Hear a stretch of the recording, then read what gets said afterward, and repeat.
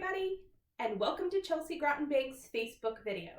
Today we're going to be talking about some budget-friendly activities that you can do at home that will either keep yourself or you and your family engaged and feel like you're getting out of your house to do things and see things when you have to really be at home.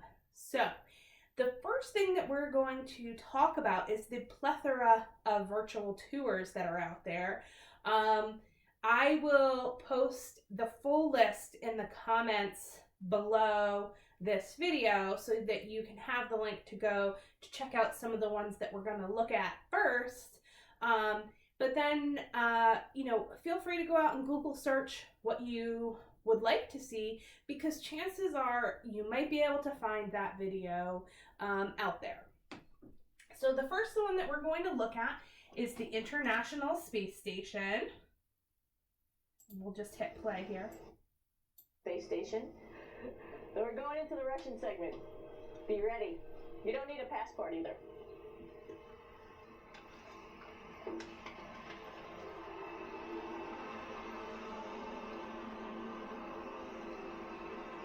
It goes a lot farther back than this.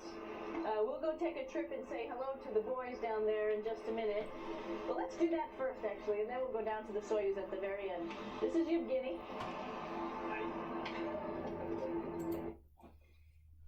So as you can see, this is really interesting. You have the ability to blow it up full screen, but if I do, I lose my controls.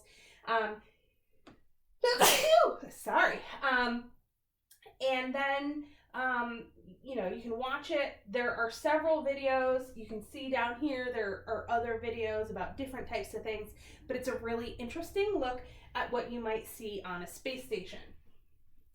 The next one that we're going to look at is a virtual tour, a recreation of the Temple of Luxor in Egypt. There are multiple videos. You have to kind of walk through the site and look for what you're looking for, but the videos are there, so you might have to do a little bit of footwork after you get the link to the initial page, but these are pretty awesome.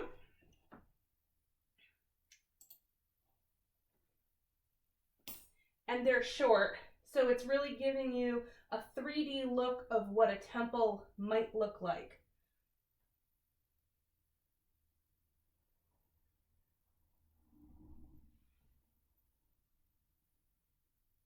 So this is part one. There's also a part two, which we're not going to get into today.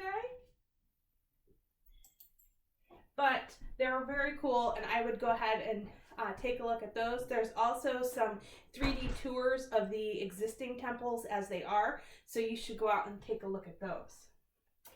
On a different mode, this is the world's largest rainforest canopy in Peru.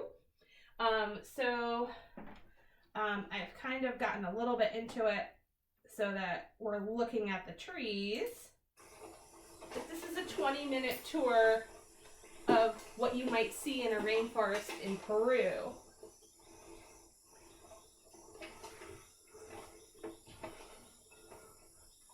So it's pretty cool. You'll get to eventually see some animals and other things.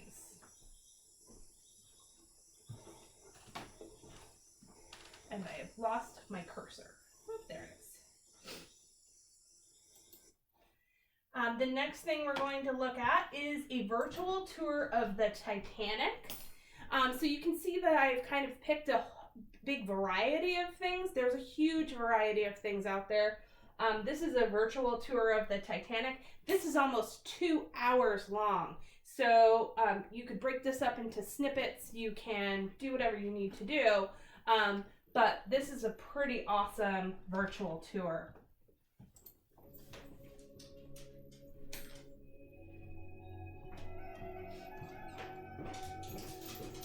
As you can see, it tells you about what you're looking at when you get to each thing. It gives you a chance to read it, and then it moves on.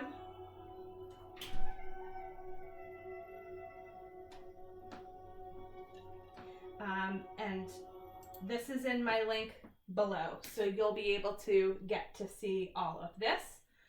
And of course, we couldn't do without the Mystic Aquarium. They have their own YouTube channel. So you can look at all kinds of fun things.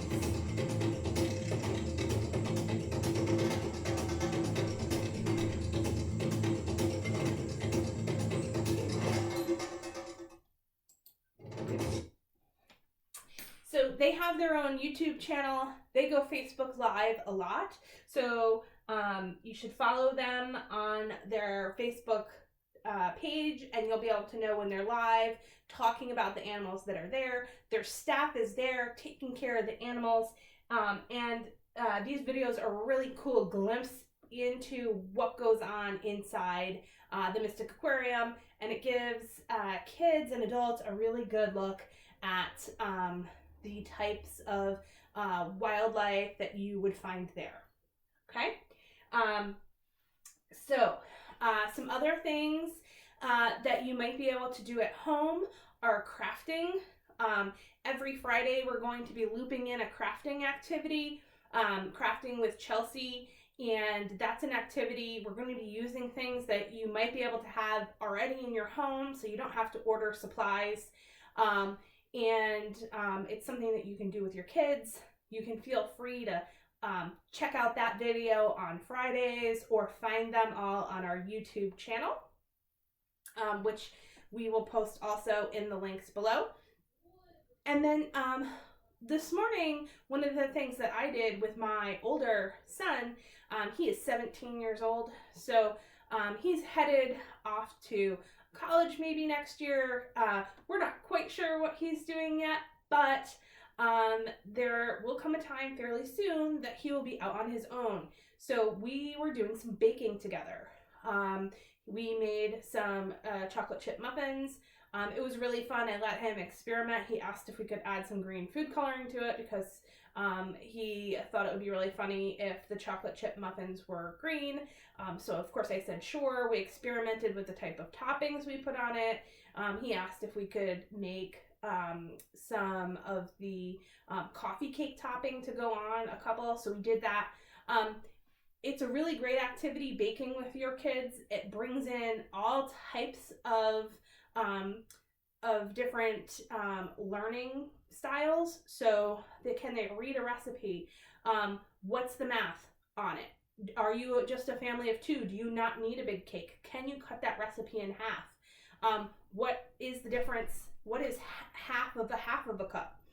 What's half of a whole cup?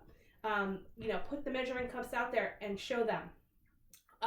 Can you double a recipe? If you need more than a dozen muffins because you have, a family of 8 living in a house together, and a dozen muffins isn't going to cut it because everybody's going to want 2. How do you double a recipe? What is double a half of a cup? What is double 1 cup? All of those different types of math. It also brings in science. You can talk about why you should really follow the basic recipe, because if you forget to put in baking powder or you substitute baking powder for baking soda, what happens? What happens to that recipe? So baking is more of a science than cooking, which is more of an art, because if the recipe's not done correctly, your muffins will be flat, your cakes will be flat, your bread won't have the holes in that it's supposed to. So you can talk them through, baking or cooking. Cooking is also amazing. Have them help you make dinner. So we hope this is full of some great suggestions to do with you and your kids that are budget friendly, things that you might be doing already, and things that you can look at that are maybe out there that you just haven't taken a peek at yet. So have a great day. We'll see you tomorrow. And if you have any suggestions, please post them in the comments below. We'd be happy to hear about them.